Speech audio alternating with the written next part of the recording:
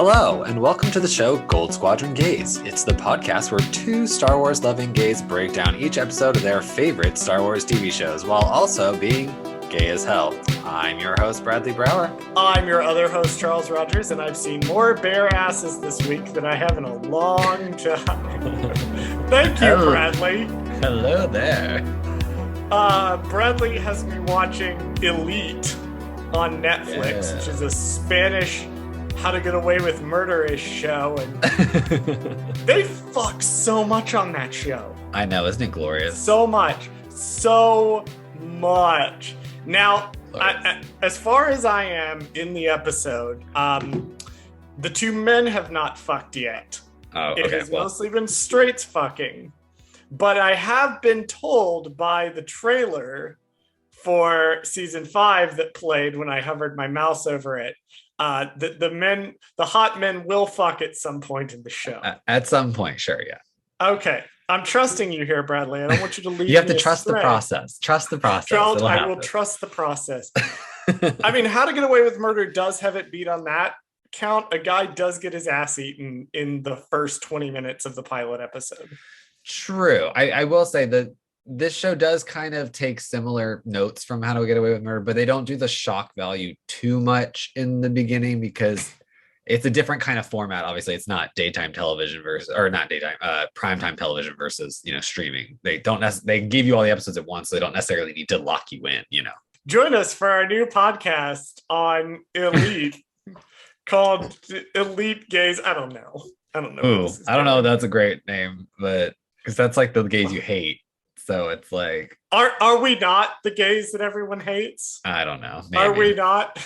Look, it's either us or Chris from Dark Side Divas. It's somebody's. It's one of us that has the claim to that moniker. So I have a list of some things that we fucked up. We have multiple things that were fucked up that I have to address before we get no news. Right. The first item on my list is actually interesting because it's not a thing that Charles fucked up. It's a thing that Bradley fucked up. What? I did not. Really? These things? Well, here's the thing. I disagree. Peek behind the curtain, listeners. A couple of weeks ago, my headphone cable snapped. It was the day that I recorded the Divas Unleashed episode. And I had to run out to the store after work and real fast buy the cheapest aux cable I could get my hands on to record that episode. And I've just never gone back to get a proper one. And the issue is sometimes it slips out. And I think that what this was an instance of Bradley said something wrong, but my headphone cord had slipped out and I was adjusting it, so I didn't hear him say it. So Bradley, on the last episode, when we were talking about reading Orabesh, and you said, well, they're not really reading, they're just interpreting the symbols, which that's what reading is, by the way.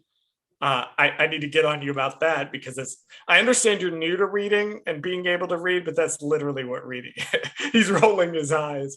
But you said that there's no paper in Star Wars. Yeah, it's a joke. And it's not technically true, Bradley. Right, it's a joke. The joke is that there's no paper in Star Wars because they all use screens and shit. We know there's books in fucking The Last Jedi. I mean, I know that. Well, I was going to use this to talk about one of my favorite moments from the High Republic, which is where I think it's the High Republic, where a character like handwrites a note to someone and leaves it, like they leave like a Post-it note.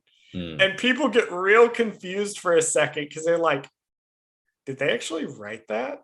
Right. It's not like a handwriting droid or something. So I would have jumped on that, but unfortunately I didn't hear it. Well, that's a technicality because I was joking. It's a technicality. Everything that comes out of your mouth is a joke, Bradley. Right, exactly. You are a joke. A genuine actual thing Charles fucked up, which was pointed to us out by listener Matthew, who I got to meet at Star Wars Celebration. I did call an episode, I think it was 3. I did accidentally call the AI voice software Respoiler. It is Respeecher is the name of the software. So gotcha. I stand corrected on that. Thank you, Matthew, for pointing that out. A note that I realized when I was listening back. So I don't listen to other podcasts covering episodes until we have recorded ours. Right. Because I don't want to just regurgitate points. It's Same. really funny because a lot of the podcasts I listen to say very similar things to me. I interpreted Tala's notches on her holster as like being battles she survives. Literally everyone else pointed out that they are people she has saved. Oh, okay. Which makes me love her more, but is also a thing that I fucked up. That was your interpretation. That was my interpretation. My interpretation was not what the text intended me to do. So I have changed that. 2 more things before we dive into the Obi-Wan Kenobi episode. Okay. The lightsabers in the box. I did see an article online after we posted that TikTok, which animated TikToks are back, by the way. If you're not following our TikTok at Gold Squadron Gaze, you should be. But after that TikTok, I did go and Google and see if we've seen those lightsabers before. I did find an article claiming that those are lightsabers that are made from like the bits you can do in Fallen Order. Like you can customize your lightsaber. I'm not sure I believe that.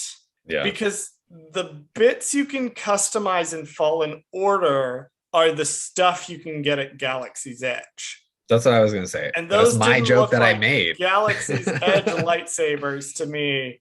I was about to be like, was Bradley right? Yeah, no, I jokingly said that. Like that wasn't. You jokingly like said that, and then there was this article claiming indirectly that you were right. But I looked at them. I'm like, I don't buy that. I want people to know that, like, okay, just because the set people are like, oh shit, I have to make like lightsabers for this scene, they're not going to be lazy and go to Galaxy's Edge and just buy a couple and then just set them down on the set. Like they're going to make their own. Like some of them have the same gold and silver like color scheme as the lightsabers you can get at Galaxy's Edge, but they don't look like those, and thus don't look like the ones that you can build. There's one that kind of looks like Cal's lightsaber.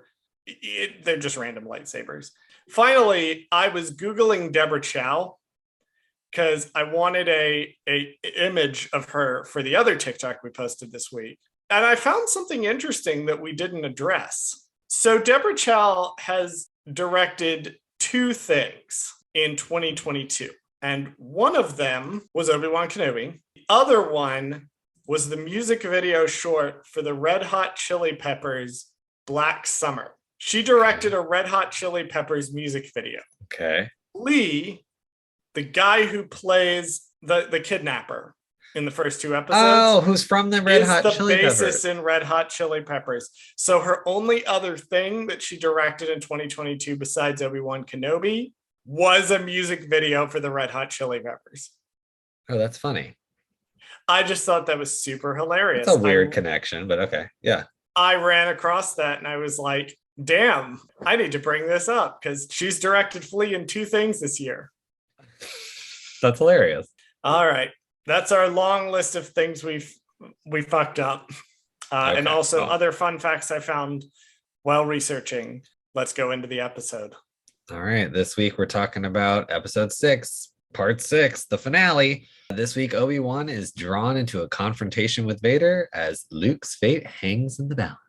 Charles, what is one thing you liked about this episode and one thing you did not? And you have to give me one thing you did not because you didn't. Don't worry. Last week. I thought very hard for the past 2 days about a thing that I did not like that I could. So I do have a thing. Okay. One thing that I liked.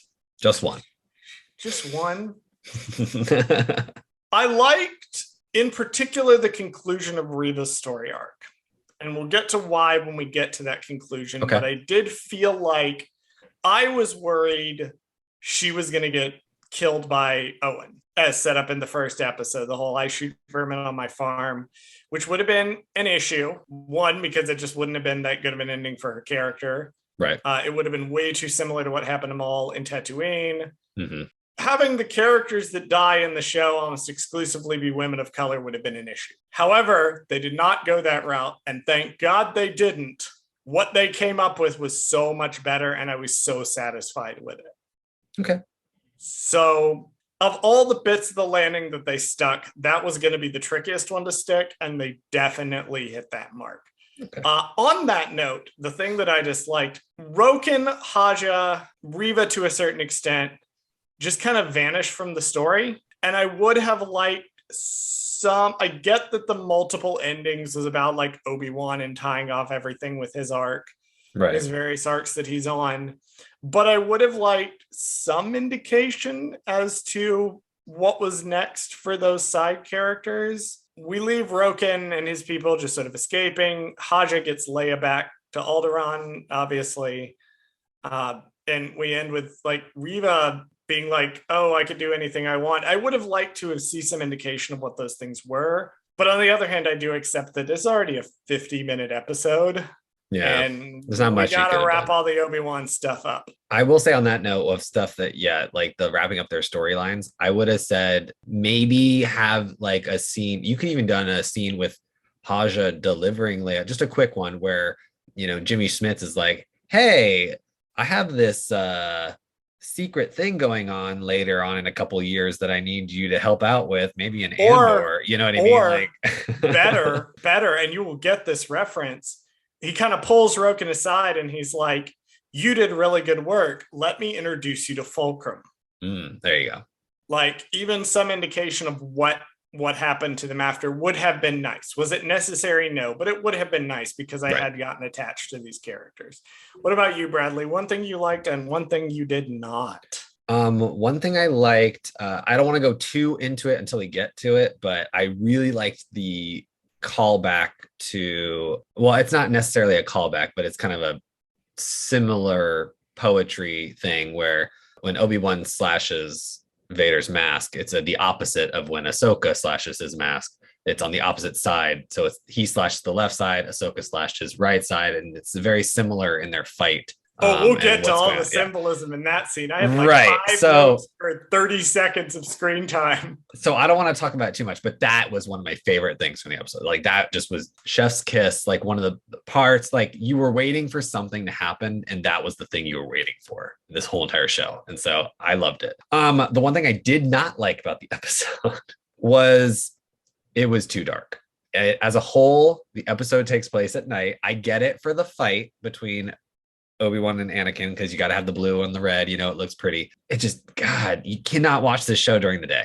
Like you got to watch it at night. It is too dark. And I don't understand why TV shows, we have not fixed this problem to where you can watch something at night on a show or a movie and it's just too dark to watch in your living room or something. I don't understand if that's a technology issue. I don't think it's a lighting issue with the show. I think it's genuinely like just a technology issue. Like we just can't watch dark things on our TV. We could have seen, because I saw like some high quality images and stuff that showed like the confrontation with Riva and Owen and Baru a lot better. Yeah. Like it was a lot clearer. It was clearly still night, but it was a lot clearer. I don't know what was going on with it was probably maybe the color correction and saturation of these episodes. Yeah, I don't know what it is. Yeah. Something in there, they turned a dial too much. Right. It was very could tell like what was going on. Right. It was still really too dark. The details. Right. That's just, again, that's like a nitpicky thing. Like I just felt like this episode was like just super dark for some reason and not in the emotional dark way. It's just the lighting dark way. But yeah, that's what I did. Okay, go ahead and take us in. I am going to preface with my little summaries for everybody. Yep. Because we are going to do things a little bit differently this time. Right. Because I want to focus on these scenes and I don't want to worry too much about doing them in like the exact order. So if you listen to my little summary and you're like, wait a minute, Owen confronted Riva after that thing that happened. I know. I watched the episode. I'm not stupid. I just had to order it this way so that we could keep all of our ideas together so that we don't miss anything because there was a lot going on in this episode and we don't want to skip over dumb stuff just because I had to figure out a cute way to like summarize the scene. There is a section in particular, and we will get to it, where they jump back and forth between two events that are occurring that are thematically resonant, i.e. they are communicating the same idea, and there's a reason that the filmmakers chose to cut back and forth between them. However, trying to summarize the episode in a way that facilitates good podcast discussion, especially since we're both idiots, right, was going to be difficult. So yeah.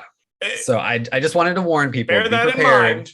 Be prepared because out of order. We'll talk about like Tatooine stuff by itself, and even though it cuts back and forth between Tatooine and Rocky Moon Planet or whatever this thing is called, that is Jabin. That is still Jabin. Oh, it is? They don't identify it as such. However, if you look at the shot of when they're approaching the planet, the multiple shots, it's very clearly he went back to Jabin. Okay, well, when I say meanwhile on a rocky planet, you guys know what I mean, and I mean Jabin. I'm not going to fix it, but there you go. Yeah, I'm not going to fix it. The moral of your fucking exactly. editing ethos. I'm not going to fix that. That requires work. All right, let's get into it. Our story begins in Mos Eisley as Reva seeks info on Owen Lars. Owen is tipped off that Reva is coming for Luke, and Beru convinces them to stand their ground on the farm. Reva in the opening scene is wearing what I call the Star Wars hood. She's wearing Rex's hood. It's the hood what's the hood in a very specific style. Sidious uses it. Rex uses it. Yep. Anytime somebody wants to hide their face without really hiding their face, and a particular character uses the Star Wars hood. I'm not going to bring them up yet because we'll get to it, but I do want to note here that she is using the quote-unquote Star Wars hood. I liked it. And I was worried because I wasn't worried. I kind of saw this coming, and she does this thing in her acting, especially her body work, kind of like what she's doing body language wise, where she's clearly doing like the Kylo is bleeding out thing, where she's like hitting her wound so that she kind of keeps her adrenaline going so that she can keep going on. And she does this throughout the episode where she's not hitting herself, but she's very clearly like trying to stay alive. And again, revenge does good for the body, so it's very much keeping her alive right now. Yeah, it's a little unclear from the show if she wants to kill Luke to get revenge on Anakin, because she's figured out that Luke is Anakin's kid. As we discussed last time, it was a little unclear, or she wants to kill him to get like revenge on Obi-Wan. Later dialogue will imply that it's Anakin she wants to get revenge on, but it's a little unclear. It is kind of unclear. Yeah, it's weird. As to why she's here and doing this. I do want to talk about Grant Feely though. Now, Grant Feely only has 2 lines. Okay. In this. But the line he has in the shop, in the scene where Owen is getting tipped off that Reva is after him, Grant Feely delivers this line just like Jake Lloyd. If you listen to the way that Grant Feely has Luke speak, it is like staring at young Anakin Skywalker. And before anybody runs off, now our listeners would not do this, but to be clear, I think this is a deliberate choice by the director and the actor, because he's in a junk shop. He's wearing clothes that look a lot like young Anakin, and he is delivering the line that he has in this junk shop in a cadence that is very similar to Jake Lloyd and how he did it. So I choose to believe that the idea that they're trying to communicate successfully in my mind is that Luke is very similar to his father in his temperament. I like that. I also saw, I feel bad because, we don't really get a ton of Luke in this episode. We get a little bit, but we don't get like a ton, they don't hit you over the head with Luke in this episode, but he's there. He's good. Yeah. I feel bad though, because how we got so much Leia and it was so good. And I feel like, I wonder what the potential could have been, if this, because I saw a TikTok of this kid on online, and he's talking about being in the show and like how they let him hold a lightsaber or something. And he was so happy. And they were like, but when he like turned it on or whatever, it was red. And so he was like, oh, well, this isn't really like Luke's color. And then like one of the set people and lighting people, Grips, had to go like run and get like a green light for him or change it so that it was green. And it was just so funny. I loved it. We'll get to my complicated feelings on the potential for a sequel series probably in the retrospective that we're going to do. But I will say that if nothing else, it would be nice to see some of these actors embody some of these characters maybe 1 or 2 more times. Yeah, we'll talk about it next episode, and we'll talk about maybe if they grow up a little bit and maybe if it's like something else. But yeah. So Owen gets tipped off, and he takes Luke back to the farm, and he's like, "We got to go." And Beru, White Sun Lars, is like, absolutely the fuck not. And Owen's like, okay, then we need help. Beru is like, pulls out a motherfucking gun and is like, oh no, the fuck we don't. No, we. How much do you know about Beru White Sun Lars? Do you know anything about her outside of the films? Honestly, I mean, she doesn't really do anything or say anything in the prequels that much. And then in the OG, New Hope, rest in peace, Brew. But she just kind of like says, Luke, Luke. That's all she really says. So we recently learned, thanks to the book Queen's Hope, that Beru has actually been involved at this point for nearly a decade in an underground slave freeing ring on Oh, Tatooine. interesting. She's an abolitionist who's been working to like free slaves on Oh, Tatooine. that's kind of And cool. there's a fun implication when she pulls the guns out of the thing, and Owen kind of gives you this look. He had no idea they were there. That is kind of funny. Beru I just do like keeps that. guns stashed around the homestead, like just in case she needs them. Like, how well do you know your wife, really? How well do you know your wife? Does she have guns hidden in secret compartments around the homestead? But I do love that they did that with her character. And I honestly, I feel like this show gave Beru more character growth and something to do than any of the other like films because she's always just the wife of.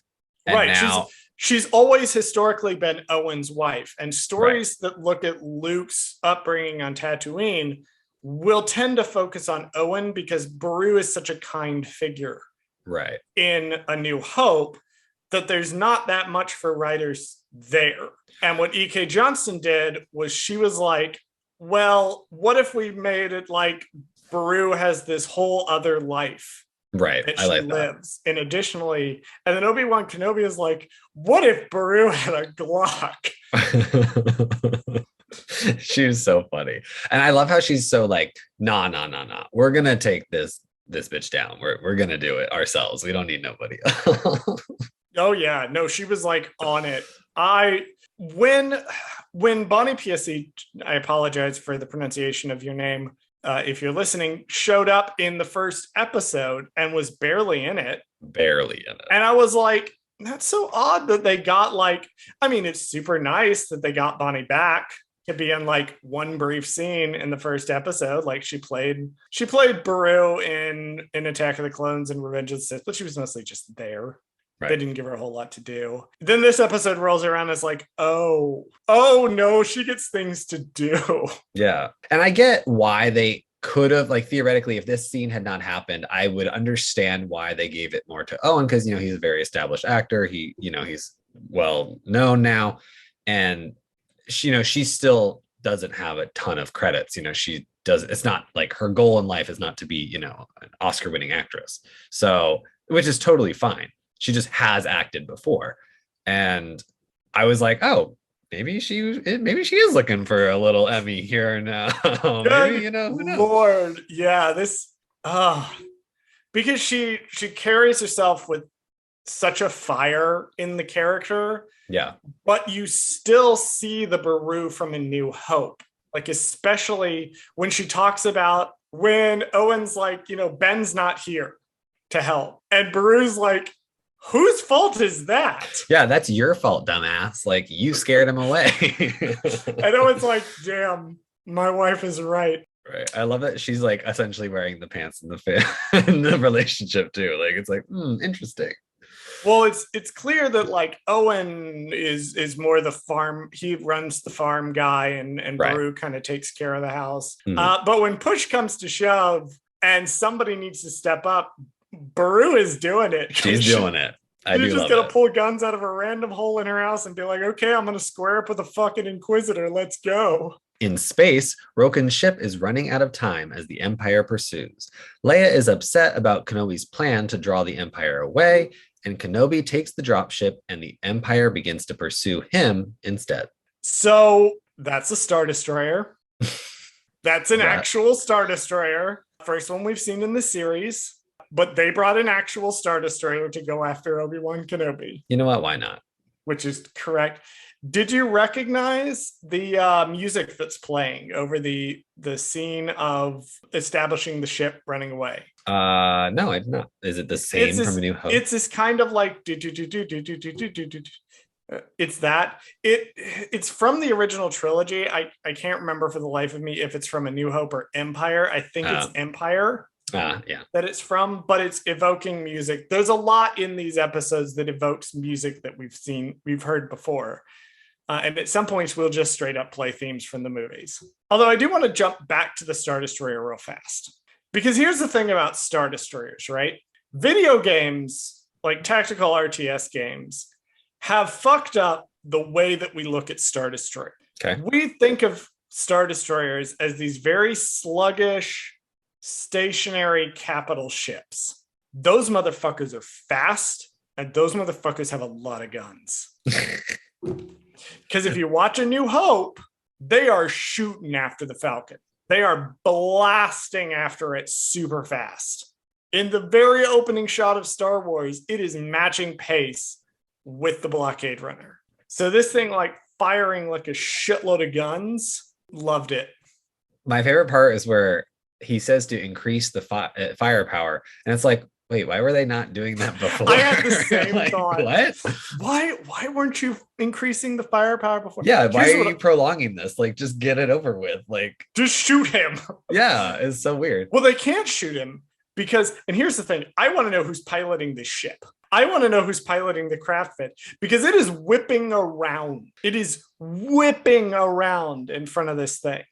I was gonna guess Sully, but don't. I think we see her. We see her in the thing. Talking, She's right? not flying the ship. See, dang it! That would have been such a fun, like being like, oh, it was obviously Sully. Like she's the best pilot they got, or something. No, who is flying the ship? That is my question. Lola. Clearly, Lola's flying the ship. Lola's flying the ship. Although, speaking of Lola, I do like that. Where we are, the trajectory that we've had in Leia's arc. So Leia, over the course of the series, has had this arc of being very selfish to becoming more selfless. Right. And what do we see Leia doing first thing in this scene when Obi-Wan comes out? She's comforting people. She's sitting with Korn and his mom, right, and she's bringing out Lola for other kids because it calms them down. So we're seeing these hints of Leia as this compassionate leader that she's going to eventually become. Right. And that is where we are in the arc. I absolutely love that. So Obi-Wan and Haja have a conversation later on. Obi-Wan tells Haja, you need to get Leia to Alderaan. And Haja's like, sure. I mean, I am a liar and a fake Jedi, and my word may not be very good. And Obi-Wan says, it's good enough for me. And Haja's like, can't speak. Starts crying. I mean, I start crying. Right. Well, I saw a take that Kumail Nanjiani did actually like retweet an image of this, but somebody pointed out it's possible that part of the reason that Obi-Wan looked at Han in A New Hope and was like, this guy is a crook and a swindler and a lowlife, but his heart is in the right place, and I could sort of tell, is because he's had experience with people like Hondo Onaka and Haja. I like where that he take. can look at somebody and at that point be like, you're a good person deep down. I like that take. I think it's cute because it also makes Haja not like an unlikable character, right? Like, because he could have easily been like, you could have written him so poorly to the point where it was like he's unlikable, right? Like, and he just happens to be there and he's just like this annoying character who just won't go away. But they made it in a way where he is this kind of lovable scoundrel, like in a sense. And he's not, a bad person. He's just making his way in the galaxy. Right. And part of my issue with like, I would have liked an epilogue scene maybe with some of these characters is I would have liked to have seen their arcs come to conclusion. Right. I would have liked to see Roken take on more of a leadership mantle. I would have liked to see Haja maybe not change his ways completely, but show where he is at the end of this. We kind of leave him and he's about to get Leia to Alderaan, and that's the last we see of him. Where he was probably paid handsomely. Yeah, exactly. They probably paid him a shitload of money when he showed up. We kind of, yeah, you're right. I wish we would have gotten another additional scene with Haja and Roken. I mean, they kind of do like a throwaway line. I think Kenobi says something to Roken along the lines of like, you have to keep doing what you're doing, basically, like, and then everything will be fine. And I don't know if that was enough for me to like be like, okay, well, what's Roken gonna do after this? Like, I needed something else where like he met Mon Mothma or something, where it was like, you know what I mean, like something like that. For a brief moment, I thought Mon Mothma was going to show up at the end of this series. I really thought so because I feel like Haja or Roken, and even if Tala had survived, I thought they would have been easy additions to doing whatever they're going to do in Andor. You know what I mean? Because it kind of seems like that storyline kind of goes into that a little bit. Maybe. I'd be curious to see. I'd be curious to see because I feel like they're not going to address it in Andor, but I do feel like a lot of supplemental material is going to tie these together. So I feel like we're going to see a lot of books and comics and stuff that are coming out in the wake of this start tying some of this stuff together, which I think is going to be very interesting for me as a canon enjoyer to experience. And, you know, I don't know if this would counteract or maybe this doesn't work, but maybe it does, because technically, you know, the Solo movie takes place at the same time as this timeline wise.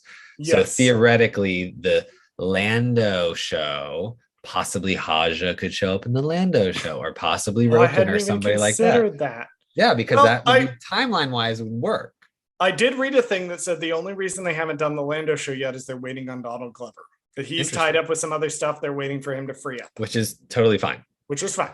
We don't need it right away. It's fine. They're still listing it on their production, so that's all that matters. It's still happening. It's still happening. Last I heard, it's still happening. So Ben, like, when he's having the little goodbye conversation with Leia, he hands her Tala's holster, and she's like, "It doesn't have a blast. It's empty."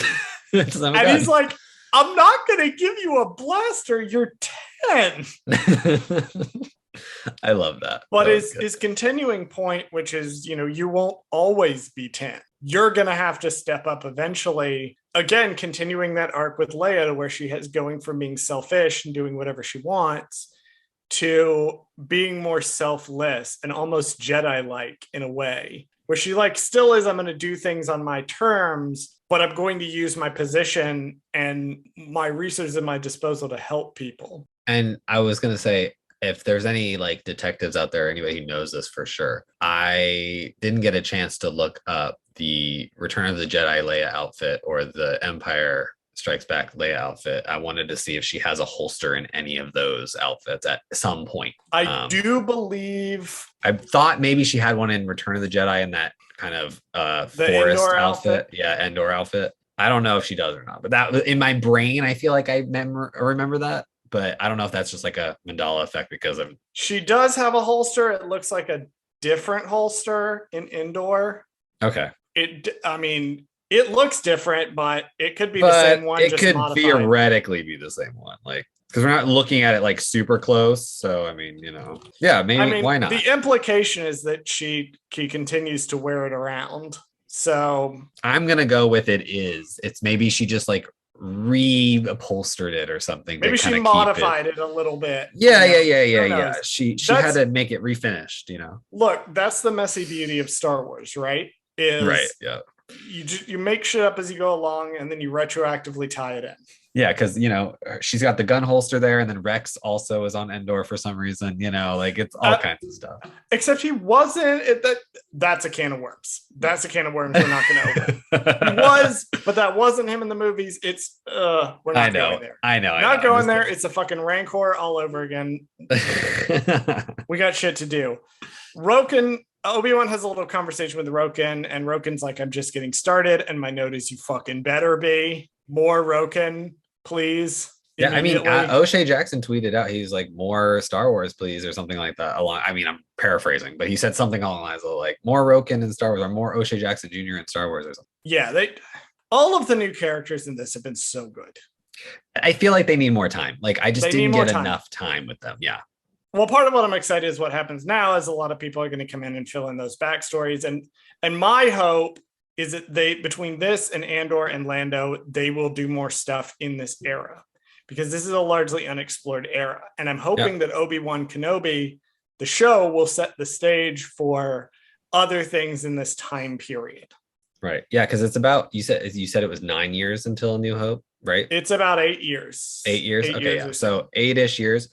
I mean, there's lots of place to play. Plus, you also have Rebels in there, and then you also have Rogue One in there. And so it's like all you have to do is just kind of like slowly fill in the little gaps. Oh, and Thrawn. also takes place in there too, right? Thrawn is there. Yeah, The so Thrawn books are there. the Thrawn book's in there too. So you got all kinds of stuff you could play around with. And now we know from Ahsoka stuff from Celebration that they're not afraid to recreate scenes from the show. So possibly maybe we'll see some Thrawn stuff in there. The Ahsoka stuff is so that's the fact that it's a sequel series, but yes, they're not afraid to recreate. Who knows? Who knows? We'll see. I want to talk about the Grand Inquisitor here and his whole thing, because he has a little conversation with Vader right before Vader's like, fucking get Kenobi. Yeah, he's like, no, we're not doing it. We don't care about the little chickens. Yeah. Fucking get Kenobi. Right. The Grand Inquisitor is like, maybe we should go after like the insurgents. Yeah. And Vader's like, maybe we should shut our bitch ass face up. I brought you back to life. I can bring you back to life. Maybe we mind our goddamn business. And I think this is interesting for two reasons. Firstly, because it stands in stark contrast to the way the Inquisitor talks to his subordinates. Mm-hmm. He broaches this with Vader, and Vader's like, shut the fuck up. The Inquisitor shuts up, like, immediately. Yeah. He's just like, okay. He's just like, okay. He kind of mugs in the background a little bit, but other than that, he does the equivalent of you when you roll your eyes at the camera after I've said something particularly smart. But it's interesting that we talked about how in Rebels, he's going to adopt kind of the same like wait and see sort of patient strategy. He's going to get yelled at in Rebels for literally doing exactly this.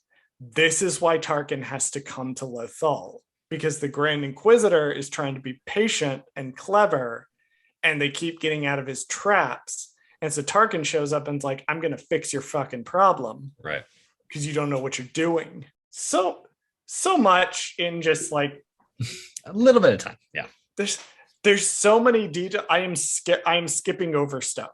Like this is the first show we've ever done where I've had to self-edit my own notes while taking them. I mean, literally, when I was doing my little recaps, it's so hard to cut stuff out because it's like, was that important enough to even mention, or is it just something that like just happened? You know what I mean? Like it's so hard to do. But I've had to self-edit these notes because I would have had been like, that's a good thing to observe, but can I fit that into like, is that interesting? Yeah. Can I make this interesting? Back on Tatooine, the Lars prepare for Reva's arrival. She walks into the farm and Owen and Beru begin firing upon her, but she deflects the attacks. Owen confronts Reva, but she bests him and Beru.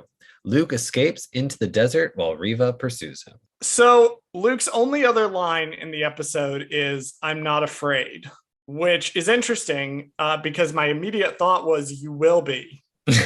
And then I remembered, I remember that line from Empire Strikes Back where he's like, I'm not afraid. Tell it, Ben, I'm not afraid. Or no, it's like he's talking to Yoda. He's like, I'm not afraid. And Yoda's like, you will be. Like, that's a fun little. Yeah. Yeah. I love Owen using the environment. Like he kicks plants down onto Reva. Now, to be fair, he has a little bit of an advantage. He doesn't know that Reva was just stabbed less than 24 hours ago with a lightsaber. So he's kind of like got a little bit of an upper hand. But well, here's the thing about the plants, though, because he kicks over like a pot plant or something on top of her. Plants on Tatooine are probably not cheap. And he has had to invest water in keeping those things alive. And without a second of hesitation, he just tosses one down at Reva. That's true. And it's just breaking shit. So breaking shit in a McMansion where you can replace everything and not make a dent in your bank account is one thing. Right. Breaking shit in your own home when you're barely struggling to get by. Right. And oh, by the way, you're not having to pay your water tax to Jabba because Ben Kenobi beats up anybody who comes to your farm. That's from the comics. And you're still struggling to get by. I think it's a tiny little moment, but to me it stuck out, especially with some of the other Owen stuff we get going into his scene with Reva, where she's like, you love him like he's your own. And his response is without hesitation, he is my own. This show has redeemed Owen Lars. He's not a jerk anymore. He's like literally his father. Like people shut on Owen Lars so much, including me. I'm one of them. Of like grouchy.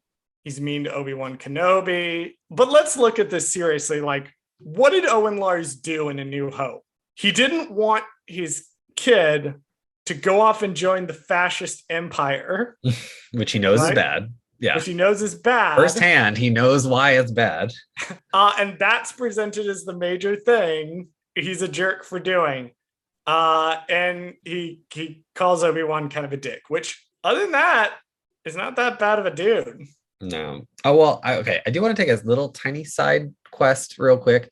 Why doesn't he just raise Luke to teach him that the Empire is fascist and terrible and that he should never want to join the Empire? He should want to stay on the farm forever because it's not, because it's in A New Hope, it is not that Luke wants to join the Empire, because there are deleted scenes that establish that his friend Biggs, who we see at the end of the movie, is planning to jump ship and join the rebellion. And Luke is kind of interested in doing the same thing. Okay. Luke doesn't care about the Empire. Luke wants to get off Tatooine. Yeah, he just wants to joining the Empire is the best and only way to do that. Got it. Okay. So when he says, I want to go to the Academy, what he's not saying is, I want to join up with the fascists. What he's saying is, I just want to get off Tatooine. And I'm probably going to jump ship, like, as soon as I can. Owen fucking comes at Reva with a goddamn pipe. She has a lightsaber and he has a pipe. Whatever. And then Beru tries to fucking cold clock her ass. These two literally are willing to toss like everything they have at Reva to try to protect Luke. I also love that this is like the second time Reva has almost fucked up the entire canon. Like the second time in a row, because the first time she fucked up the Inquisitor and he theoretically died. And she almost fucked that up. And then now she almost fucking kills Luke Skywalker as a child. Like, it's like, wait a minute. Wait, Reva could have stopped the plots of Rebels and the entire Star Wars series canon afterwards if she had aimed her lightsaber a little bit differently. Right. It's so wild. It's kind of a funny detail, right? Like, she literally almost changed the course of the entire events of Star Wars with just like a few decision-making processes. I find it interesting when that happens and you have a situation where someone's in a position where if they had made slightly different choices, the story would have been radically different. Radically different. And I find it interesting that that's happening in something that's not one of the mainline films. Mm-hmm. But we also look at this in like Clone Wars, especially because Clone Wars is about Anakin. If certain choices had been made differently in Clone Wars, the saga would not have happened. Most particularly in the Siege of Mandalore arc around Revenge of the Sith. A big one being if Ahsoka had gone with them to Coruscant or Anakin had stayed behind on Mandalore, the whole saga would have played out differently. Right. Or that scene in the throne room with Ahsoka and Maul. If she had accepted Maul's offer to team up against Sidious, they probably would have killed him, yeah. Immediately. Yeah, like, it's so weird that you can come up with little parts of the story where you're like, if this one thing had changed, then like nothing else would happen. I guess it's not Reva's fault. Like Reva is the result of other things. So, or if Beru had survived the events of A New Hope, she would have rolled up on the Imperial Palace with a fucking Gluck. I've been like, what's up, Palpatine? R.I.P. God.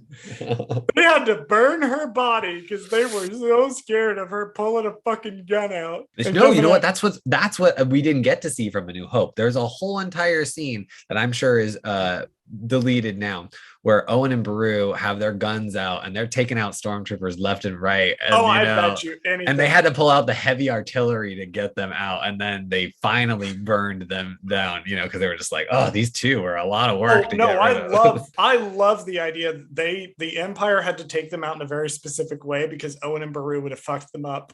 Yep, that's my new headcanon. They're badasses now. Yep. Like these. Yep. The random, the like jerk uncle and the sweet aunt from A New Hope are like badasses now. The last thing I want to discuss before we jump back to the other thing that's happening simultaneously to all these scenes is the juxtaposition between the two. So it jumps back and forth between Beru and Owen fighting Reva to try to protect Luke and Obi-Wan fighting Vader to try to protect Leia in the path. And I find it interesting that it cuts back and forth between two simultaneous battles that are occurring where someone is trying to protect a Skywalker twin. Someone is trying very hard and potentially laying down their life to protect a Skywalker. And I love that. Meanwhile, Kenobi lands on a rocky planet, which I guess is Javim now, Vader approaches and the two begin their fight. Kenobi throws a monolith at Vader, who notices his strength is back in the Force, but he's still no match. Vader uses the Force to cause the ground beneath Kenobi to collapse.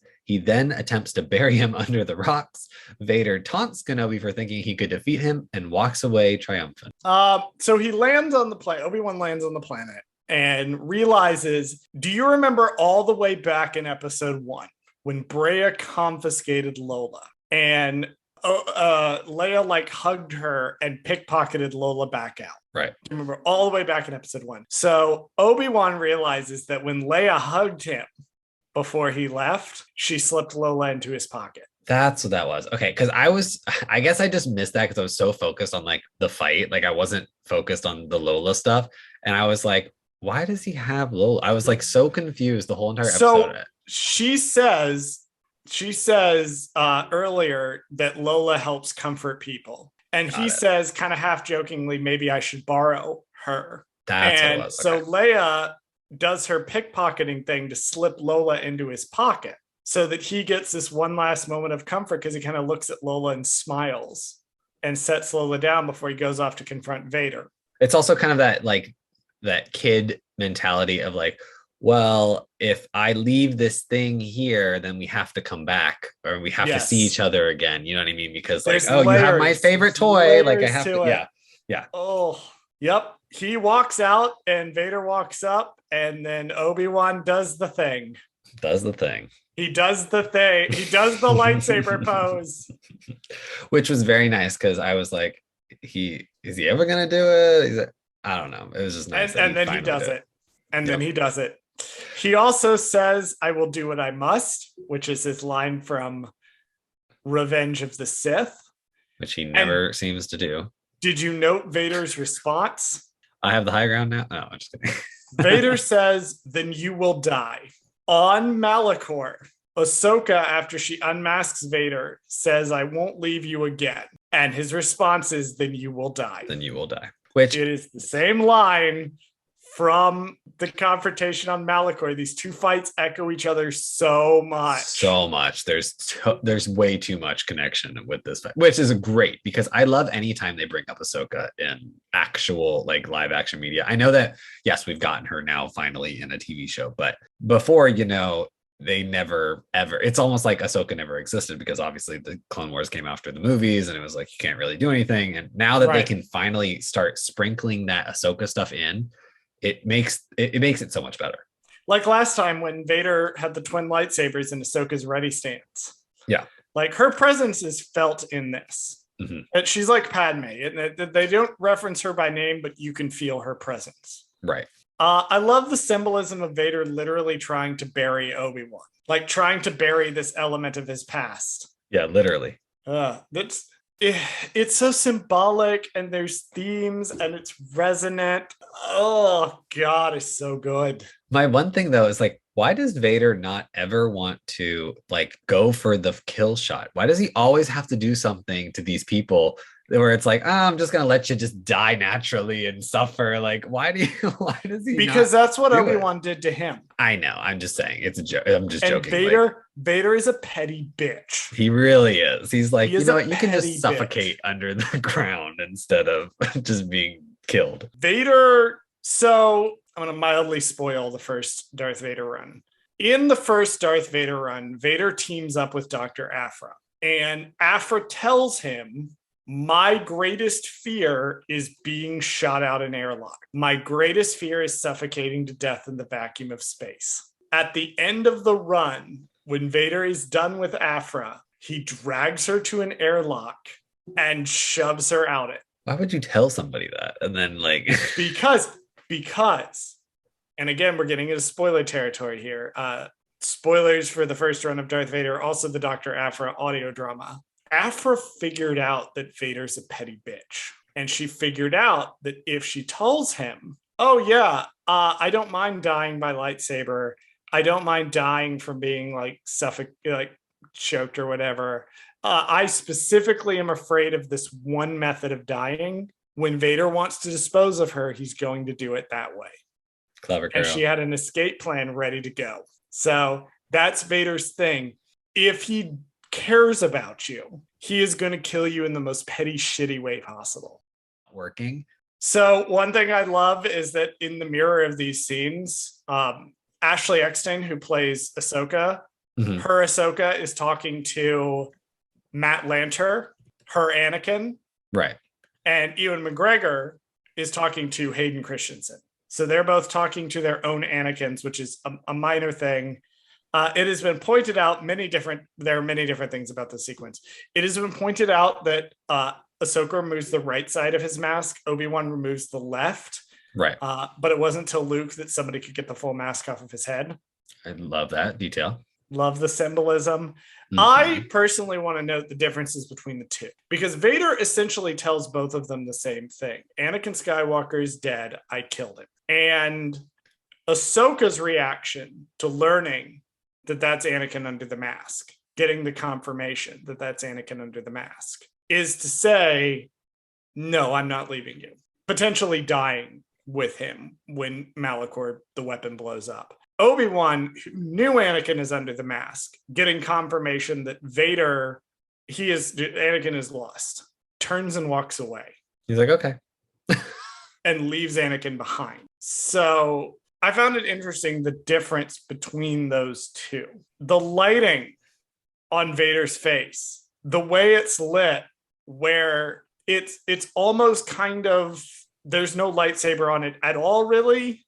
Yeah. There's a little bit of blue when he's saying, I'm not your failure, Obi-Wan. You didn't kill Anakin Skywalker. And then he says, I did, and the lighting gradually changes to red, and he gradually gets his Sith eyes. Deborah Chow directed The Mandalorian Chapter 3, which is one where I specifically pointed out the use of lighting in The Mandalorian. The lighting in Obi-Wan, good Lord. Chef's kiss. This is arguably one of my favorite scenes in Star Wars, was this little bit, just this little conversation. Good Lord. So in A New Hope, Obi-Wan says, Vader betrayed and murdered your father. And in Return of the Jedi, they had to backpedal it real fast and be like, what I told you was kind of true, sort of. Definitely, we knew what was happening in this series that we were making. This retroactively makes what he says in A New Hope not a lie. Right, because Vader told him himself. Vader just flat out told him. That's what he said. And it explains why Obi-Wan in the original trilogy was like, no, you have to kill Vader. Because he's can't not bring him back. Yeah, he's not. You can't bring him back. And it explains why in Return of the Jedi, Vader tells Luke, Obi-Wan once thought as you did. Because Obi-Wan also tried. And Vader was like, nah. And Obi-Wan was like, okay.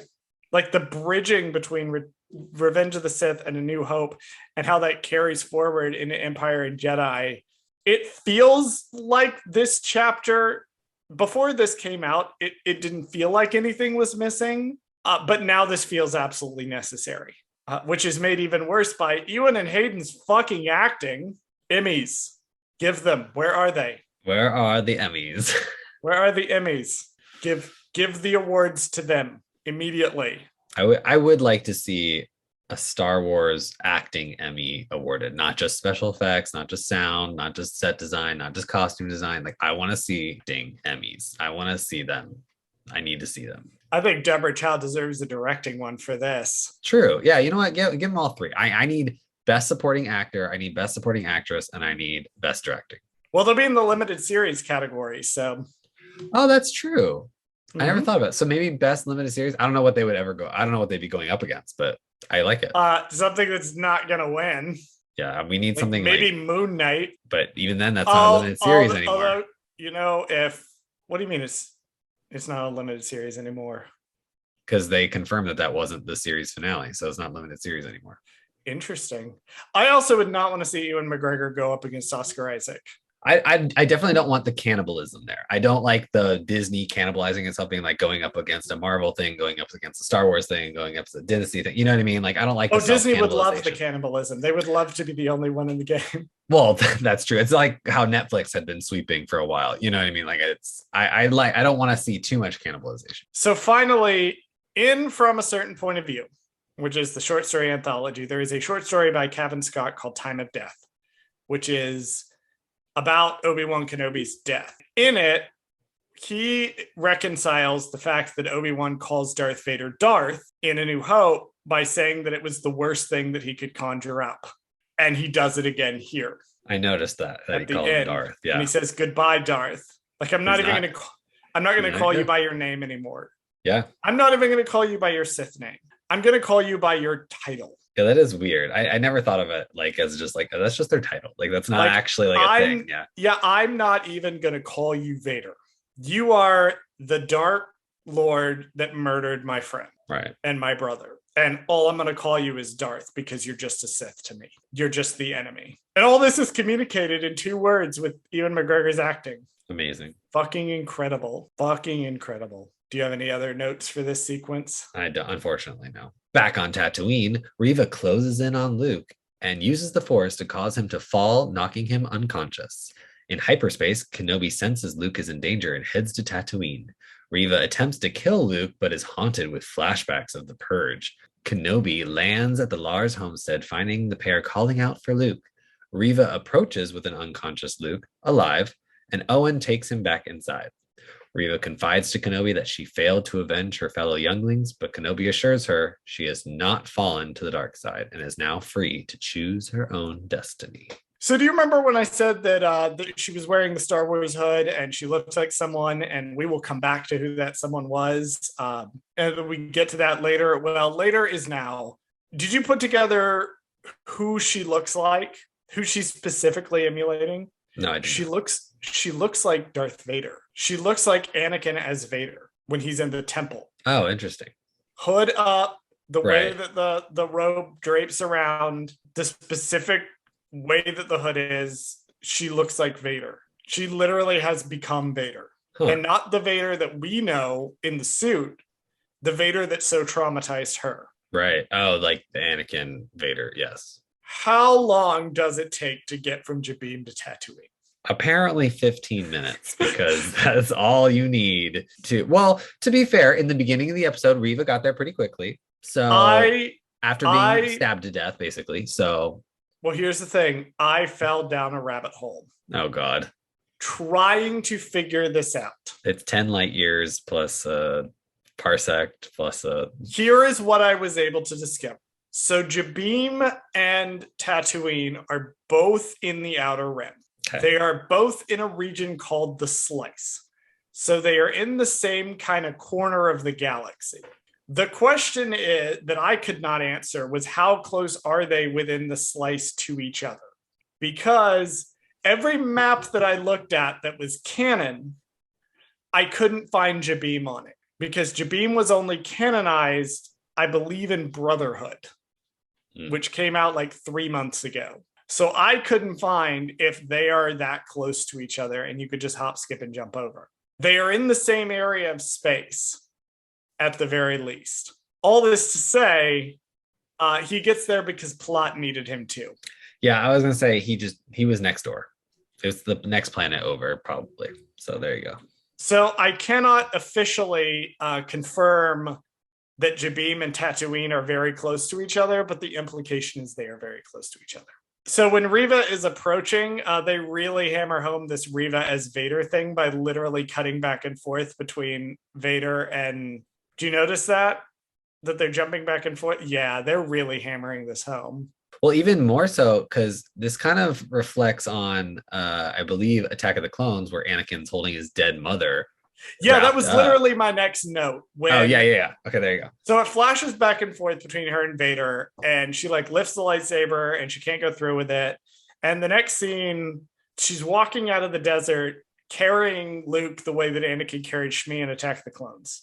Which, if you're Owen and you see this, he saw Anakin do the same thing in the past. So you're it's immediately terrified that your kid is dead. He's like, holy shit, Luke is dead. Like, that's his first thought. Immediately terrified that your kid is dead.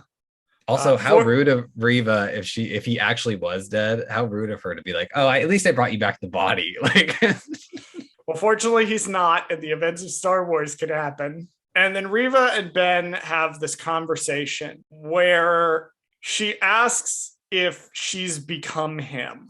Obi-Wan responds indirectly that no, she hasn't.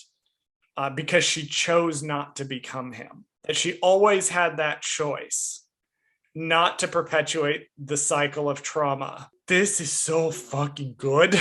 Her whole arc has been so fucking good. It's been like trying to deal with trauma and having something traumatic happen to you and then turning around and inflicting that trauma on other people and justifying it and rationalizing it and telling yourself that you're going to get back on the person who traumatized you and all of this is just a means to an end. And then finally Reva is in this situation where killing this random kid on Tatooine isn't going to do shit to Vader, but she's rationalized it in her brain that she is. And finally she realizes, oh no, that's fucking terrible actually. Like Vader had such a grip on her. And Obi-Wan was the same way. They're parallels to each other. They are foils to each other. That's what I've been saying from the beginning. People saying, oh, Reva was unnecessary to the story. Thematically, she is absolutely necessary to the story. Right. She is a foil for Obi-Wan. Both of them are being held back and being trapped and chained by the memory of Anakin Skywalker. And when Obi-Wan says, now you're free, we both are, that's what he's saying. Both of them can finally leave Vader behind. Good. And I do like that. Again, we didn't kill her. We didn't kill her. Which we thought there was no way she was going to survive the season. Star Wars has this bad habit of being like, you're redeemed, die now. Right. No, she's going to have to put in the work. Yeah, no, she's going to have to go out and do something with herself. And I love that. I love the implication that she can now do whatever she wants. Whatever that turns out to be. It was the ending that Ventress should have gotten. It was the exact, that's exactly what I was thinking when I was watching this. I was like, there was no reason why Ventress actually needed to die. She still could have just lived out her life and redeemed herself through good deeds and all kinds of shit, right? So, which Reva is getting to do, thank God. But it's like... Finally, someone in Star Wars broke this vicious cycle. You know what? At least one female got to redeem them. A villain female got to redeem themselves in Star Wars. Not immediately fucking die. Exactly. Yes. Thank you. Thank you. Because Phasma didn't get to redeem herself and Ventress didn't get to redeem herself. So at least they gave me one of my favorite characters, the villain females, to redeem themselves. God damn it. I loved when he says, now you're free, we both are, because in a couple of years, he's going to tell Maul, look what I have risen above. This works so fucking well with Rebels. The show works so fucking well with Rebels. And the next scene we're about to get to continues the trend of working really well with Rebels. And I'm wondering too, it's like, now that she's free, I wonder if they'll just let her play in this timeline. I don't think we can jump forward or anything with her. I don't know. I do think I will go ahead and spoil. We'll talk about this with the retrospective. I will go ahead and spoil and say that I don't want an Obi-Wan Kenobi season 2. I want a Reva-centric show. I think Obi-Wan's story is kind of done. Yeah, I agree. For now, he can show up in things and it would be cool. It is always delightful to have Ewan McGregor. Right. Of course. But I think the story needs to be about someone else, and Reva is kind of set up to be that someone else. And we'll talk more about that in our retrospective, because I do want to talk about what that show would look like and a certain character that theoretically could show up in that show that could work with her. That would be very interesting. So there's interesting. There's a teaser for you because I think it would work perfectly, especially with certain rumors that are going around. So is it Quinlan Voss? I do not want to say, and I want it to be a teaser for next. Okay. Tune in next week for our retrospective Obi-Wan Kenobi. No, we're not fucking done yet. This is Return of the King. We have 18 million endings to do. Right. Yeah. There's literally 5 different more. And I'm just kidding. There's not that many. There's only 3 more endings technically. Return of the King. Listen. I understand cutting out the Scouring of the Shire for pacing reasons. I understand this deep in my soul. I get it. As a trained screenwriter, I look at that and I see that makes sense. As someone who's familiar with the themes of Tolkien's work, Return of the King needed at least one more ending, and it was that. Put it in the extended cut. Shoot it, put it in the extended cut. That's what you should have done. It was already 4.5 hours. You could have added 20 more minutes on there. You would have been fine. Coming back to Star Wars, I'm going to be a menace when Rings of Power comes out. I'm going to be terrifying. Let's move on. At Fortress Vader, Vader informs the Emperor that he will still continue to pursue Kenobi. Sidious questions if this is distracting him too much, and Vader pledges his loyalty to the Sith. Oh, hello, Ian McDermott. That was so random.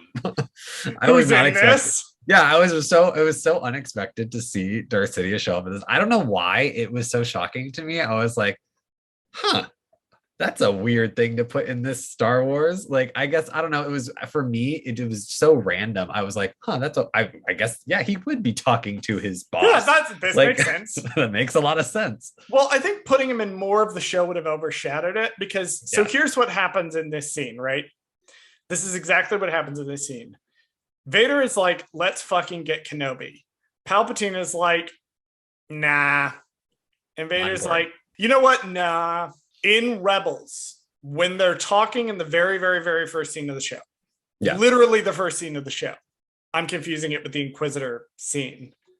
End of season 2, episode 1-ish. So the end of the Siege of Lothal. Vader's like, I think this is Ahsoka Tano. I think the apprentice of Anakin Skywalker is still alive. And Sidious is like, well, if she's alive, she could lead us to other lost Jedi.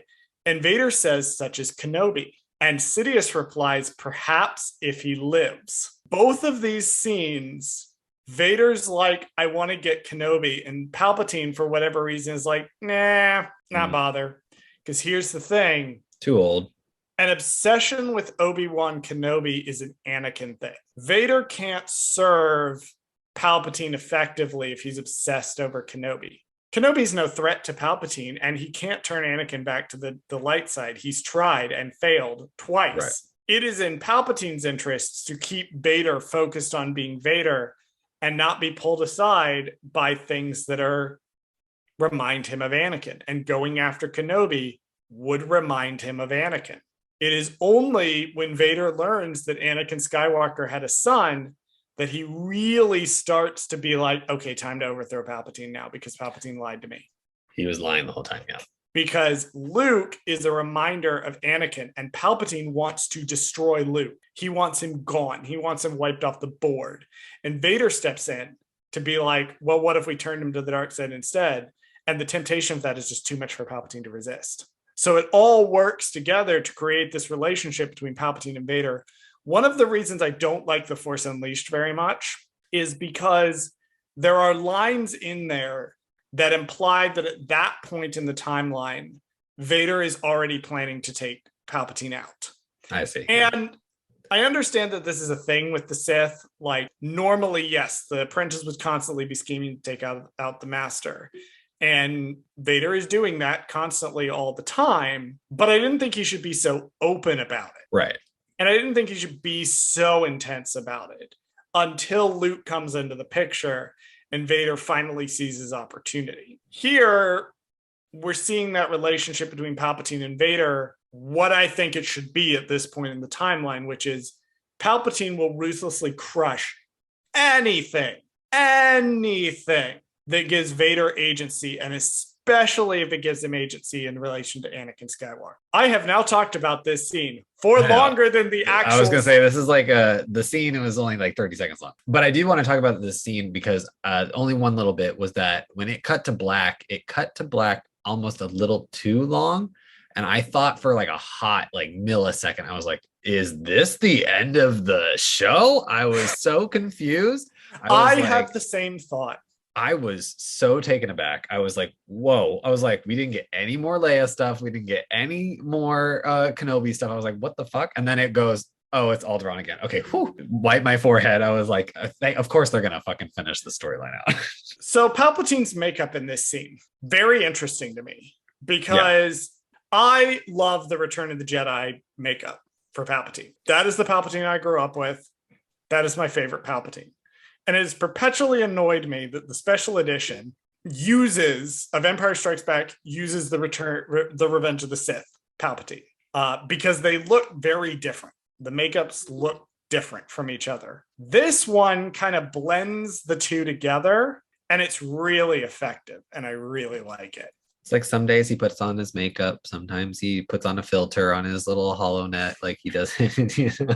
Is Sidious just like using different filters every time I he think he might be, snaps honestly. Vader? I think so because it's not consistent. So clearly he's trying out different ones to see which looks better on the HoloNet. He wants to like whenever he's on the Well, news, he's got to look really good. well, he does this to Ezra at Mm, the end of Rebels. He appears to him as like this kindly old man. that's right. He looks normal, and then you're just like, what's going on here?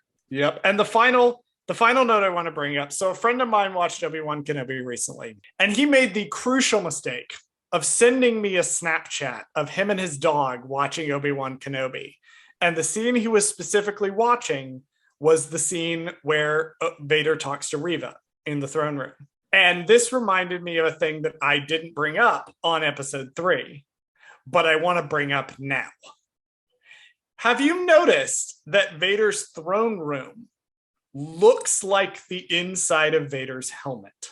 Like, I guess it's because it's like red. Look at Visor the area. red slits. Yeah. The red slits where you look out looks like the red slots. And then everything else looks like the darkness inside Vader's helmet. So his throne full ass looks like the inside of Vader's helmet. Like he's trapped in his own helmet. Nice little detail. Nice little detail. Anyway, that was 5 minutes of discussion on a scene that is 45 seconds long. Yeah, that was way too much. And you're going to cut none of it out. Nope. Because all of that was good. Yeah. Welcome to Gold Squadron Gaze. Charles thinks about this shit way too much. Meanwhile, on Alderaan, Leia dresses herself along with a new accessory, Tala's gun holster. She meets with her parents to greet Kenobi, who has come back with Lola. Kenobi tells Leia that she shares qualities from her birth mother and her father. Before leaving, he tells her she can always reach out to him for help. I do like that Leia's dressing herself. In contrast to the fake Leia we saw in episode 1, right? Who was being dressed. Presumably that's how Leia would have previously been dressed. She has more agency now. More independence. She's grown up. More independence. She's grown up. She's dressing herself now. Not only does she put on Tala's holster, she puts on the gloves that Obi-Wan bought for her. Which was a cute little... Brea Organa is such a great mom. She's like, oh, I don't know if I like this outfit choice. Okay, fine. But she's immediately like, I love it. It looks great. Looks great on you. You're doing great, sweetie. You're doing great, sweetie. Well, it's almost like I don't have this problem, but some people have this problem of having children. And sometimes you just have to let your kid dress themselves when they want to go to school. And if they're wearing a ridiculous outfit to go to school, you just kind of let them do it because you have to let children express their individuality. And it's kind of what's happening here is she's kind of showing like, hey, I'm getting my own style. I have my own thoughts and like, I kind of want to dress this way and this is what I want to do. Well, if we remember Brea Organa from the first episode 1, she was very Leia, I need you to do this. Right. I need you to do things a certain way. And now she's like, you know what? I'm kind of digging this. Yeah, looks good. Looks good. All this being the culmination of Leia's arc. Leia has had her own arc in addition to Obi-Wan. Because when she walks out and she talks to her father and she fully accepts, because she was rejecting the call at the start of the series. She was rejecting the call. Now she's accepting it. But she's accepting it on her term. When she tells him, if I'm going to do this, we're going to change things, is the final culmination of this character growing into the woman that she will be, that we will see in Rebels, Leia, Princess of Alderaan, and A New Hope. And then Bail is like, then we'll change things together. I remember what happens to Bail Organa and my heart breaks into 1,000 little pieces. And I think about the fact that Bail and Brea were holding each other when the Death Star fired down onto the planet, and their last conversation before the super laser obliterated everything around them was that they truly believed that Leia was still alive. Despite having no indication after the Tantive V4 was destroyed. And I feel a lot of feelings inside this. And then the conversation between Ben and Leia broke me as a human person. Broke me as a human person. So good. Yeah, Ben steps out. I love that Ben and Bail Organa have an interaction, like just a small one. Meanwhile, Leia's over here putting Lola into the holster, Tala's holster. So perfect. So perfect. Makes so much sense. When Ben bends down and he's talking to her about her mother and her father, did you catch what the score was doing? It's playing Leia's theme for the first time. So great. For the first time canonically, if you're watching things in order, this is the first time Leia's theme appears. Oh, do they don't do it in you said canonically, like in order. Okay. If you are watching things in order, timeline in chronological order, yeah. This is the first time the Leia theme appears. Nice. I love the Leia theme ever since. Honestly, you know what? Hate on Rise of Skywalker all you want, but the trailer for Rise of Skywalker is one of the using Leia's theme in Rise of Skywalker trailer is one of the best trailers I've ever seen in my life. That was a hell of a trailer. It was like so on par with the Force Awakens trailer. Like I still love watching like the celebration reaction to that trailer, like on YouTube. Like I'll watch that. It's so good. Like, well, I don't know if you remember this, but do you remember that class we took together and we were in the big ass theater? It was the very first course we ever took together. And I don't think you and I had a conversation when we were in that class together. I think it was later on. But do you remember when the Force Awakens trailer came out and you put it up on the screen during a break? Oh, that's right. Do you remember you did that? Because you jumped on the computer because the professor, I'm not going to say his name, wasn't in the room. He was on a break. And everybody was talking about the trailer. And you you hopped on the computer and put it on. I was like, let me just put it up on the big screen because we're all watching it anyway. Yeah. And that was the first time I saw it on the big screen, was when you put it on there. I'm so good at, just thematic moments. I'm the main character energy of everybody's lives. Should have probably realized at that point that the podcast was coming. It was coming. That was the inception right there. That was the inception right there. When you jumped that thing up on the screen, and I was like, oh, yeah, this person gets it. I love when...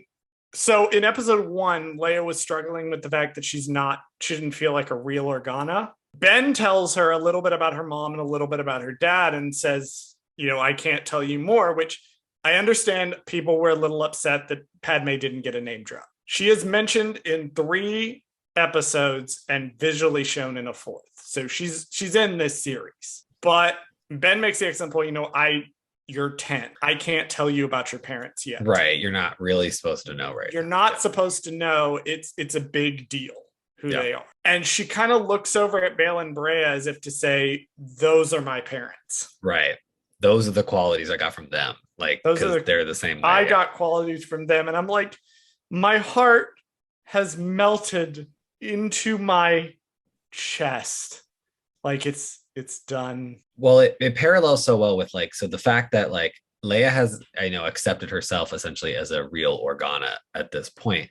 And, Luke, in a similar aspect, he's a Lars. He's not really a Skywalker because it's Uncle Owen and Aunt Beru are technically his parents, the same way that, the Organas are Leia's parents. They are adoptive parents in a sense, but they're their real parents because they're the people who raised them. So it's just a cute, it's just a nice thing. Yes, they get qualities from their real birth parents that we do see. They just happen to be like Anakin. They just happen to be like Padme. But I did read somewhere, Leia, I don't know what this is, where it is, but she figures out that Padme is her mother at some point.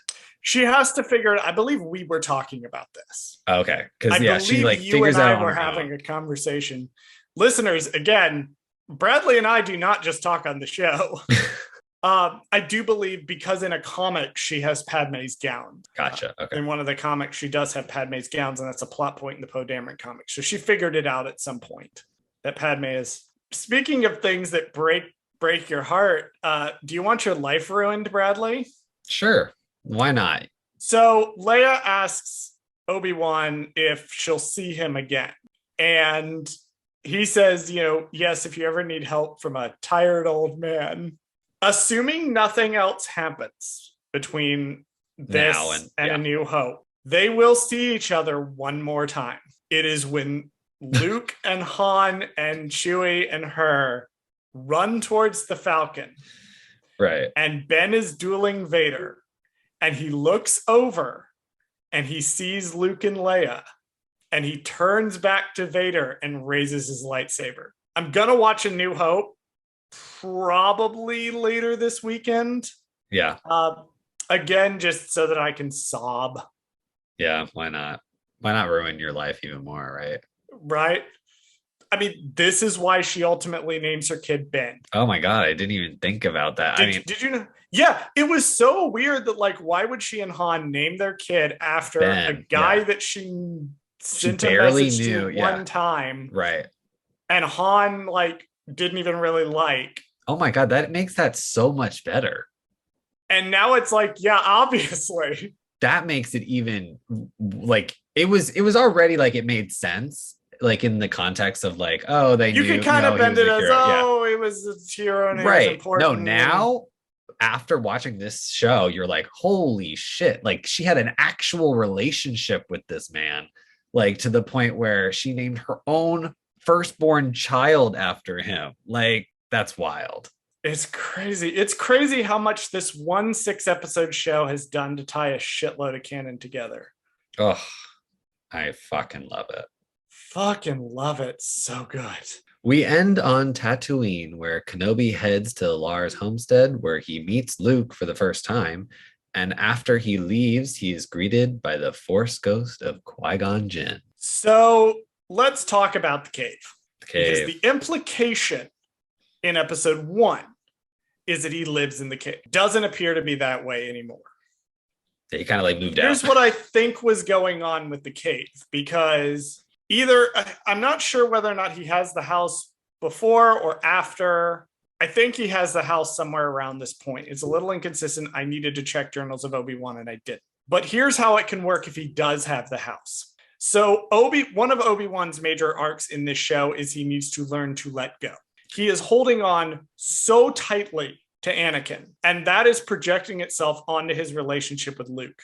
This dude has a cave where he hangs out, whether he has his own house or not. He has a cave where he hangs out to watch this family because he cannot let go of this kid's father. And so him cleaning out the cave is symbolic of him letting go, which is what he does in the next scene. So either he won't get the house until right after this, or he already has the house and he's never at it because he can't let go of Luke that much.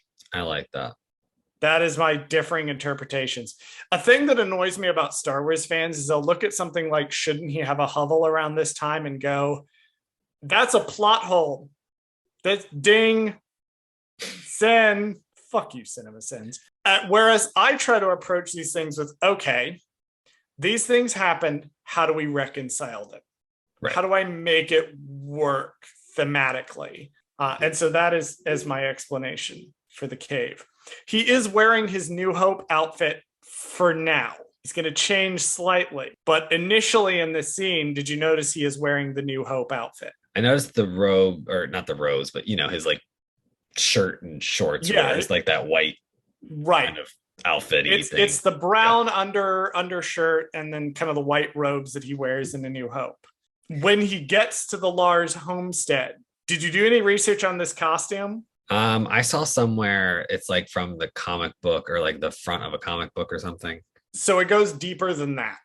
Okay. That is I believe, Sideshow collectible miniature that was a hypothetical that was not canon. He was wearing that exact outfit, and the comics had him in that outfit as a nod to the figurine. Oh, okay. So they became canon in the comics. This is a nod to the comics, which is a nod to the figurine that someone made. Story group. How much did you get paid for this series? Because I think you need to ask for more. The continuity of this is so good.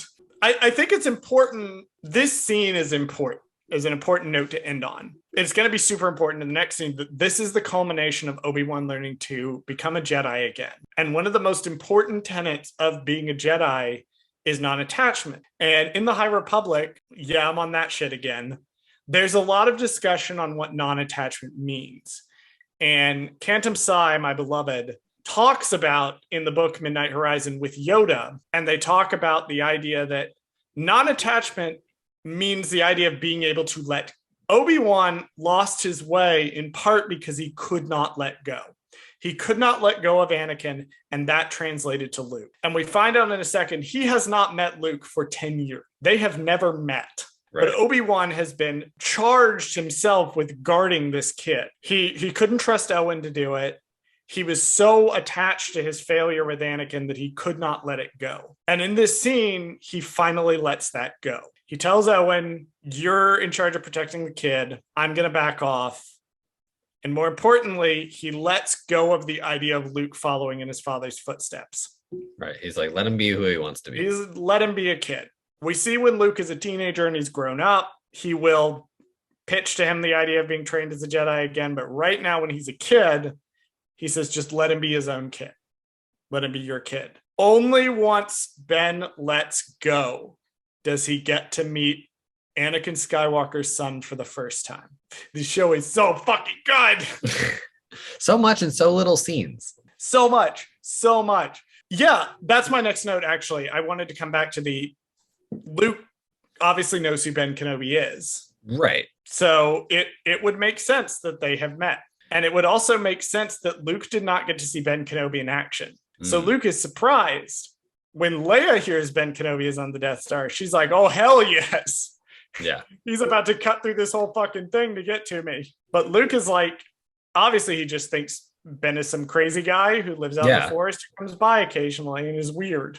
So yeah, he's just some weird old hermit, lives out there. Weird old hermit. Okay, dude. Who especially gave me a toy when I was a kid that he doesn't mention in the but then again, why would you remember where you got the one? Why would you remember toy? 8 years later? I don't remember which family member gave me X. Exactly. Yeah. As a gift. That's just a jokey years ago. Little nitpick. But and yes, at the conclusion of this scene, Obi-Wan says the thing. Hello there. Thank you, Bradley. Our final little stinger is Obi-Wan is riding off into the sunset, and he is joined by the Force ghost of Qui-Gon Jinn, which literally everyone called from minute one. Although I did think it was weird that I thought, my guess was that he needed to talk to Qui-Gon to like give him the boost he needed to fight Vader or something. But I thought it was interesting that they chose to be like, no, you can't talk to Qui-Gon until after you let go of Vader or Anakin. You have to do your character arc first. Right.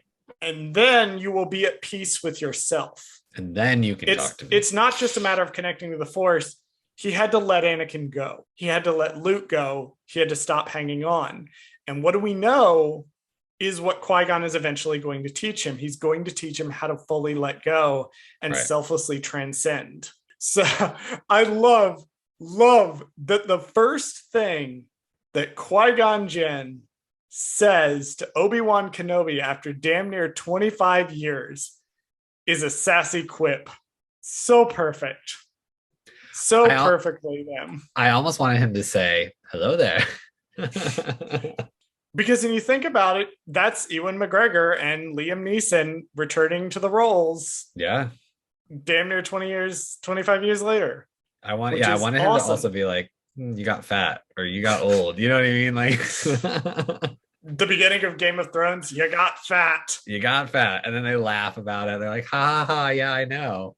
No, I think it was the perfect ending to it. Yeah, it was like a nice thing. Obi-Wan is now transcended, that he's gone through his character arc. He can now embark with Qui-Gon for the next couple of years to learn to selflessly transcend and eventually surpass death. However, I don't think that requires a season 2. I would agree with that.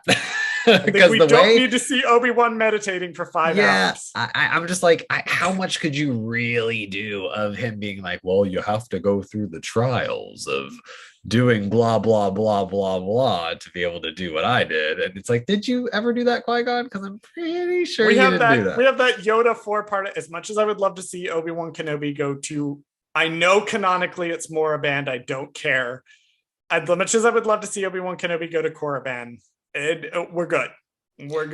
We're Yeah, good. because you know what they would try to do? They would be like, oh, well, you have to do these little trials to be able to do it. And then also randomly, you're going to go visit Yoda for no reason whatsoever. And you're going to go talk to him on Dagobah. And you're going to be like, yo, what up, Yoda? And then, you know what I mean? Like, it would just be like, no, let's just leave it. Like, let's just leave it up to interpretation that, yes, he teaches him how to do it. And It that's it. would it would be a fun one-shot comic to see them Comic having book, a sure. conversation. Comic book, sure. I Do don't it. think we need it in like a season 2, but I it don't. was nice. It was nice to get one more cameo at the end from Liam Oh, Neeson. absolutely. I mean, and honestly, it was a long time coming and it was such an easy thing for them to do. It's like throw him on a green screen and just call it a day. And guess what they did? They threw him on a green screen and called it a day. And it was great. He was there for filming for like probably 4 hours and they were like, all right, thanks so He much, was sir. Here's in $1 million. he was in the room. He was in the building for Tales of the Jedi, Exactly. He was doing his voice and work. he's doing his voice work, and they were like, hey, Hey, can you come over here real quick? come on down the hallway. We'll slap a wig on you and some Yeah. robes. Yeah. Love Uh, it. I love it. Bradley, what are your final thoughts on this episode of Obi-Wan Kenobi?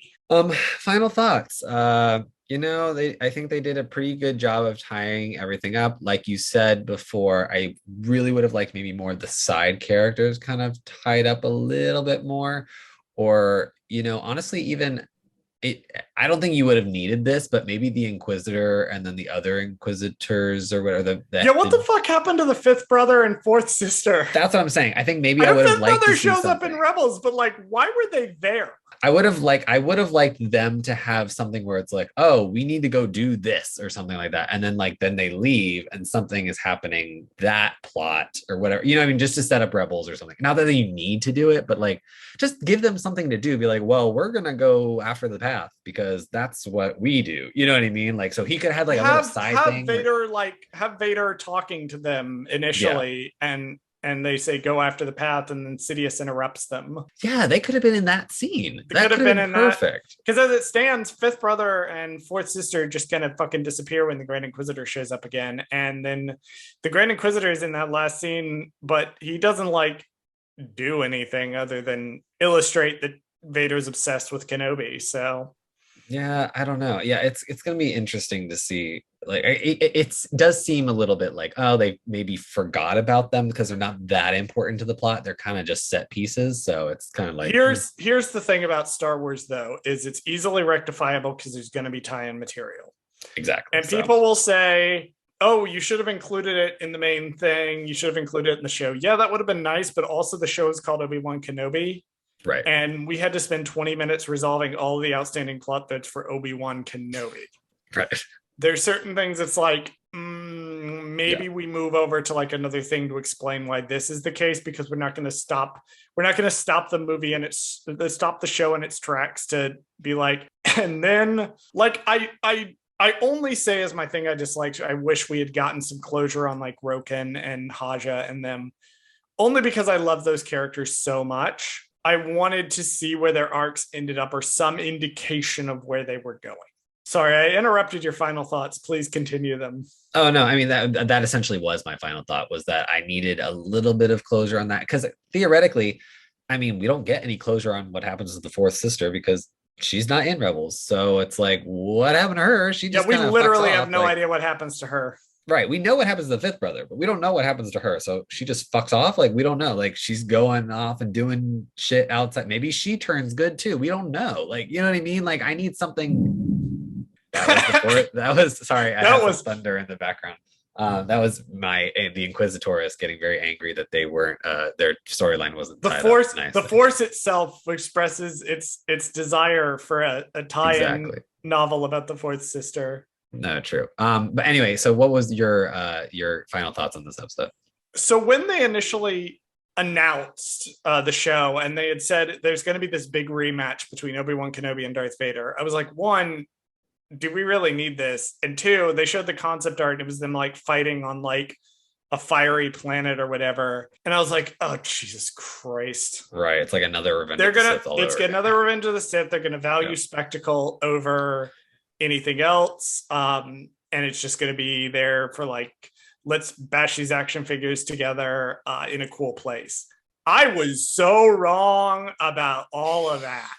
This was exactly what it needed to be. As I said before, it never felt like anything was missing, but now that this story has been told, I'm amazed it wasn't told before this point. And it barely stepped on any toes. Like, it's consistent with Rebels, it's consistent with Fallen Order, it's consistent with the fucking comics, it's consistent with Time of Death, the short story from a certain point of view. Like, the degree of care and love that went into this, and it really shows in that final episode, because it's just Obi-Wan and Vader throwing rocks at each other, but it's so resonant and so powerful. Also, the fight choreography kicked absolute ass when they were fighting. So good. All right, we will be back next week with a retrospective. Bradley, go ahead and run the socials. Thank you for listening to Gold Squadron Gaze.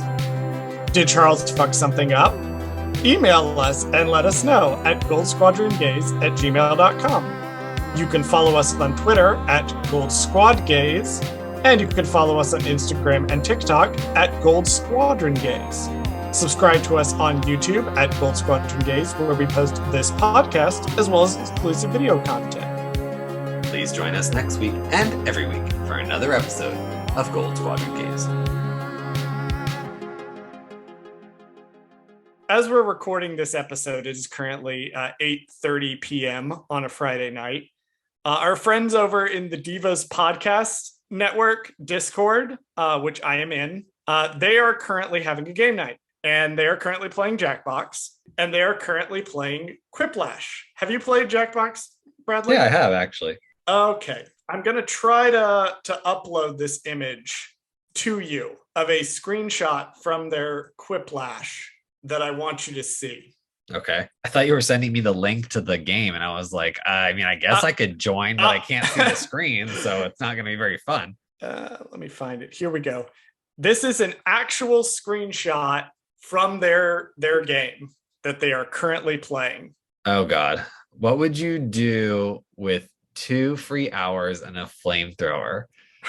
Find Charles or burn the patriarchy? Well, I'm going to vote for Find Charles. Somebody put Find Charles as an actual.